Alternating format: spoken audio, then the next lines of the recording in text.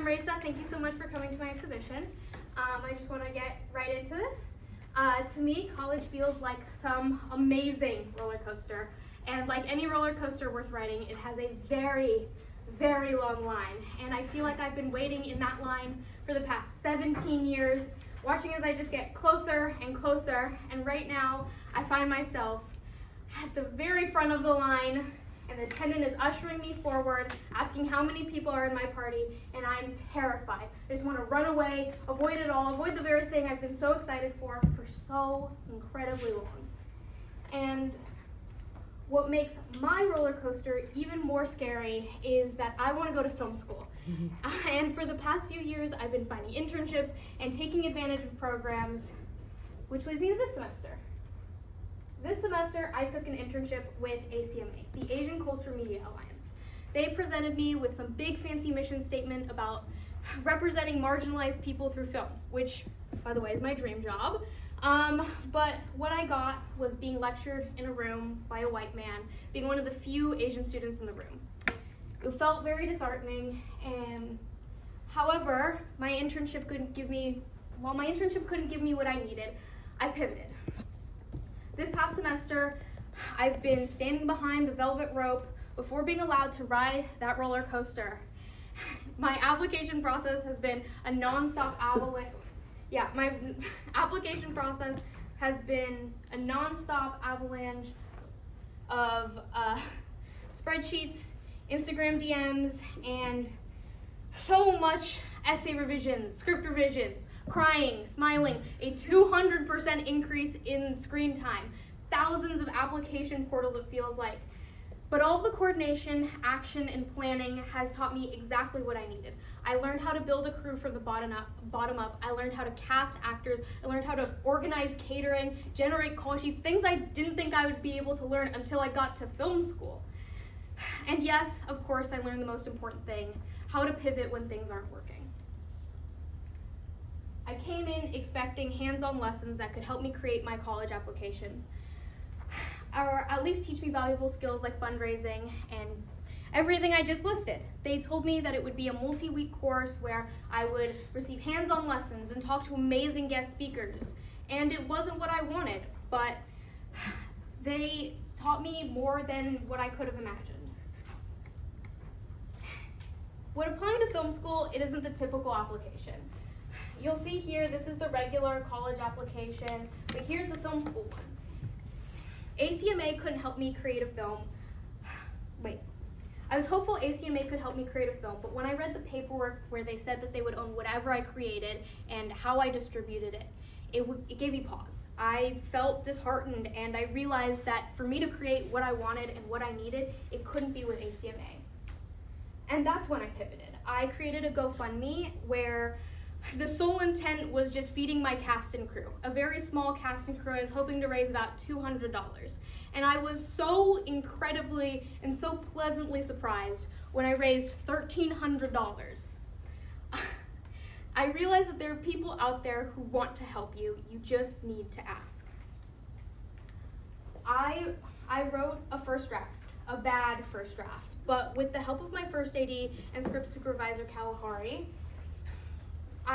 we've created a final script that I was proud of.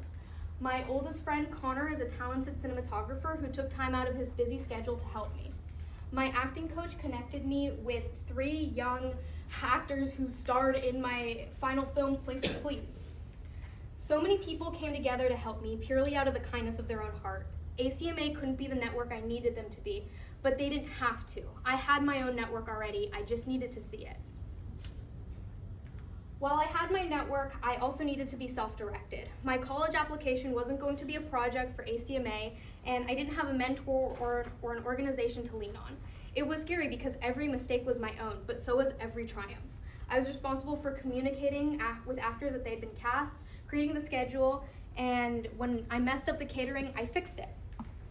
I lived on Google Sheets, Gmail, and a producing software called Studio Binder for 3 weeks.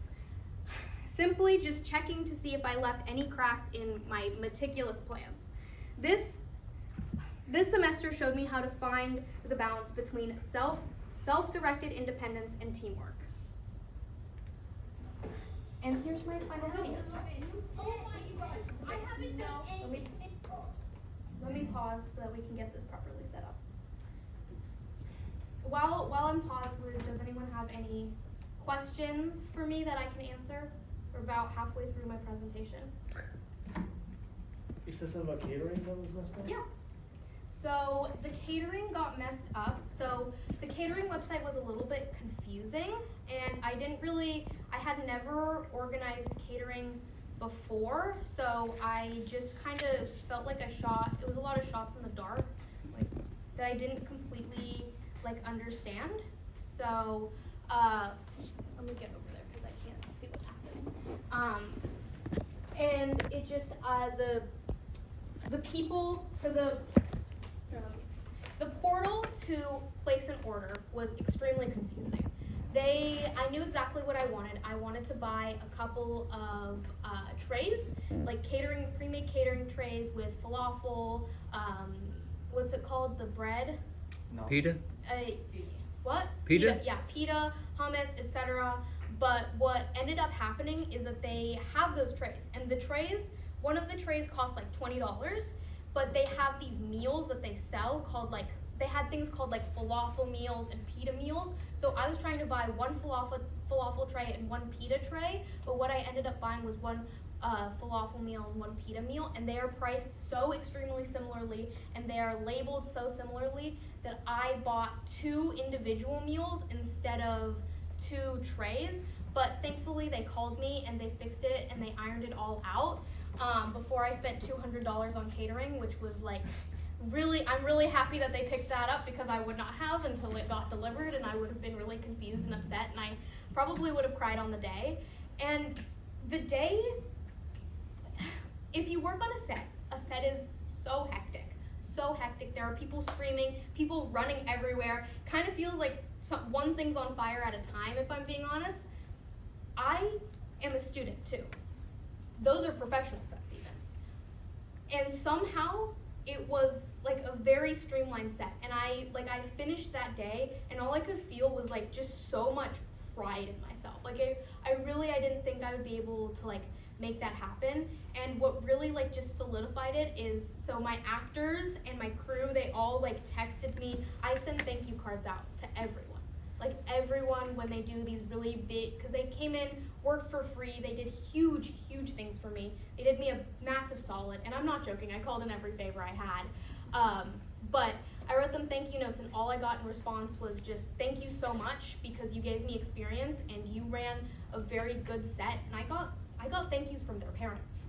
I got thank yous from one of my actors, 2 of my actors' parents, and they just said, you were so amazing and so professional. My son has worked on sets that are that are more professional than this, where he gets paid, and somehow you were more organized. And that it's really stuck with me, and it means so unbelievably much that there are people out there who they just helped me because they wanted to. So I want to show you my final product, because this is my application film for all of my film schools for NYU, SDSU, and USC, and it's something I'm so proud of. It's something that I've been working on for months. The music is by one Mr. Milo Walpoff, the most amazing human in the world. It was edited by my friend Kaleem and my friend Connor, who did sound design and color correcting, and and then I want to show you my video introductions for USC.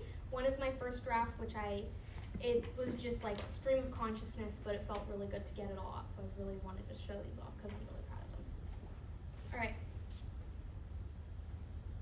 And work.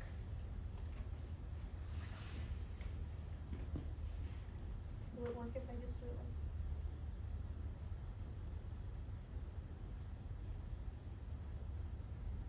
this? Sorry, it's buffering. That's okay.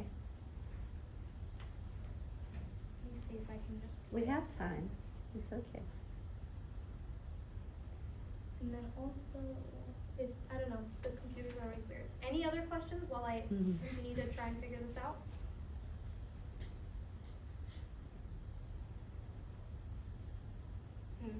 Okay, it's not working, but I will try to find a solution for this. I think what Miss Doyle had to do yesterday, remember in classes, she had to play it from her phone.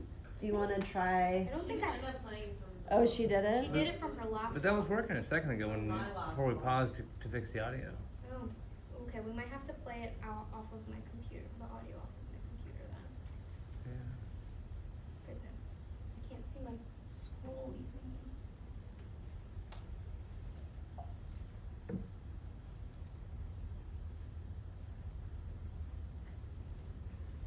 If it's still possible to ask questions, like Yeah. what's the thing that made you want to get into film in the first place? Like what made like this such a deep love for film?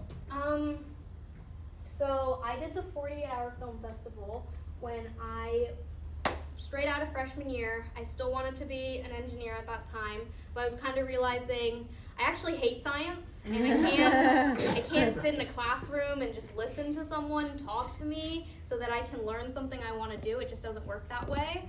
But I did it, and it was so amazing. I worked with Sydney and Mila Pitzer, who I have a massive, let me see if I can get it back up. I have a massive, just list of people who helped me. So this is everyone. Well, not everyone. Actually, I'm missing 4 people still. And so Sydney and Mila, let me try to get this full screen again. I'll do it from here. So Sydney and Mila, this is them. They're twins. They were so amazing. They created Met Media, and I owe, I'm gonna get emotional, but I owe so much to them. They taught me how to use the camera. They gave me a platform. Them and Dr. Van Dybert, they did the 48-hour film festival. They let me come on last minute, week before, and it was amazing. But yeah, these are all of the people who donated, consulted. They did a lot of script consulting for me. Yeah, I'm so thankful, so thankful. This is Kellen. He's currently a sophomore. He jumped on as a production assistant, and he reminded me a lot. Oh my God. He reminded me a lot of myself when I helped on Milo's short film. This is my friend Aaron. He lives in Connecticut. I met him at USC this summer, and he did script consulting. He watched first cuts. He watched takes go back, and he, seriously, I couldn't have done anything without these people. This is my Aunt Diane. She was one of the first people who donated to me. This is Sasha. She is 11 years old, and she was one of the youngest people on set that day, and I was casting between 13 and 18-year-olds, and she came on last minute, and she was so determined, and she was so well behaved. And what's so crazy, she's a professional model and actor. She just did it. The week after she did this, the weekend after, she did a commercial for Mini Surprises. That is shown nationally. That is what she did. This is Allie Buckles. She was my mentor my junior year, and she did script consulting. She watched first takes. This is my acting teacher. He connected me with Sasha and Julian. This is my cousin Quinn. My cousin Quinn, I sent him 2 text messages, and I asked him, send me listening recommendations of how to write music so that I can tell Milo did so much more than he ever should have. He, seriously, every single person on this list did so much for me. This is Erin. She made t-shirts for me last minute, and I'm just these people are so amazing, and this big wall of just faces is why I fell into film. And to get emotional real quick, but my grandmother, she taught me how to pick up a camera. So, oh my God. I'm gonna be a big kid, and I'm gonna try not to cry a lot, but she taught me how to pick up a camera, and without her, I would not be here today, and it's really, it's sad to me that she can't be here to watch this, but every time I pick up a camera, she's right there with me. Oh God, sorry. Sorry, I'm freaking out a little bit, but. Well, now you're making us all cry. We're gonna all be big kids, and we're gonna get through this, right? Oh God. people, like, they're all amazing, and That's a good answer. I owe so much to them, and right below, like, right under Dr. Mandibert, that's my Uncle Will. He showed me My Neighbor Totoro in his mom's basement, and I really never looked back, so. Wow, I really did not expect to try this.